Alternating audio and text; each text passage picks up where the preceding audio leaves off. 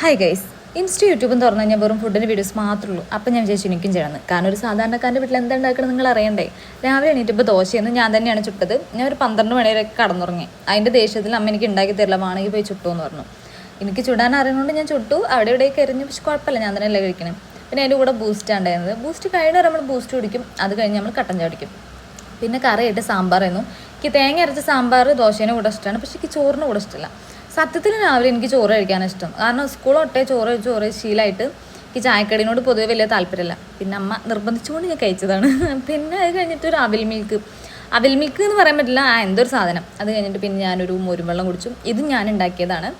അവിൽ മിൽക്ക് എൻ്റെ അനിയത്തി ഉണ്ടാക്കിയതായിരുന്നു. ഇത് പക്ഷേ ഞാൻ ഉണ്ടാക്കിയത്. അതുകൊണ്ട് തന്നെ അതിന് എന്തൊക്കെ കുറച്ച് അപാകതകളൊക്കെ ഉണ്ടായിരുന്നു. എന്നാലും ഞാൻ അഡ്ജസ്റ്റ് ചെയ്തു. അത് കഴിഞ്ഞിട്ട് ഉച്ചയ്ക്ക് ചോറിൻ്റെ കൂടെ മുട്ട, സാമ്പാർ, പിന്നെ അച്ചാർ, പിന്നെ തൈര്. എനിക്ക് ചോറിൽ തൈര് ഒഴിച്ച് കഴിക്കാൻ ഭയങ്കര ഇഷ്ടമാണ്. അതുകൊണ്ടാണ് ആ സാമ്പാർ ഞാൻ എടുത്തത് തന്നെ.